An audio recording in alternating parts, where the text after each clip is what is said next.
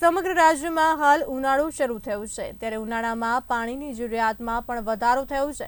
શહેર હોય કે ગામ, નાગરિકોને સહેલાઈથી પાણી મળી રહે તે માટે સરકાર તરફથી અનેક યોજનાઓ ચલાવવામાં આવી રહી છે। આ યોજનાઓમાં નલ સે જલ યોજના પ્રમુખ છે। ત્યારે રાજ્યના છોટાઉદેપુર જિલ્લામાં આવેલ 6 તાલુકાઓના અંતરિયાળ ગ્રામીણ વિસ્તારોમાં નાગરિકો પાણીની વિકટ સમસ્યાથી પીડાઈ રહ્યા છે। નાગરિકોની સુવિધાઓને અનુલક્ષીને નલ સે જલ યોજના અમલમાં મૂકવામાં આવી હતી, ત્યારે આ યોજના હાલના તબક્કે ફાળસ્વરૂપ સાબિત થઈ છે। છોટાઉદેપુરના અનેક ગામડાઓમાં ઘણી જગ્યાએ નળ છે તો તેમાં જળ આવતું નથી, જ્યારે ઘણી જગ્યાએ નળ અને પાઇપ તૂટેલા જોવા મળી રહ્યા છે। તે ઉપરાંત સિમેન્ટથી બનાવેલી ચોકડીના પોપડા પણ ઉખડી રહ્યા છે।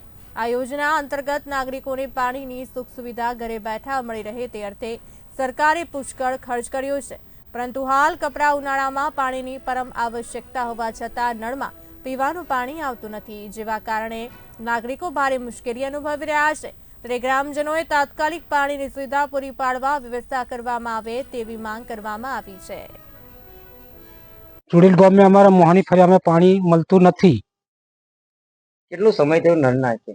નળ તો 2 વર્ષ થઈ ગયા, પાણી નથી આવતું। મોસની ફરિયા આ પાણીનો પ્રશ્ન છે અમારે કે જ્યારથી નળ ગોઠવ્યા છે ત્યારથી ખાલી ટેસ્ટ કરેલું, હજુ પાણી આવ્યું નહીં। એટલે જેમ બને એમ વહેલીમાં વહેલી તકે પાણી મળે એવી અમારી વિનંતી। વર્ષથી પાણી નથી નળમાં આવતું, વહેલી તકે પાણી આવે તમે વ્યવસ્થા કરો। કયું ગામ? ગામ ચુડેલ, મસાની ફળિયા। સરપંચનું નામ?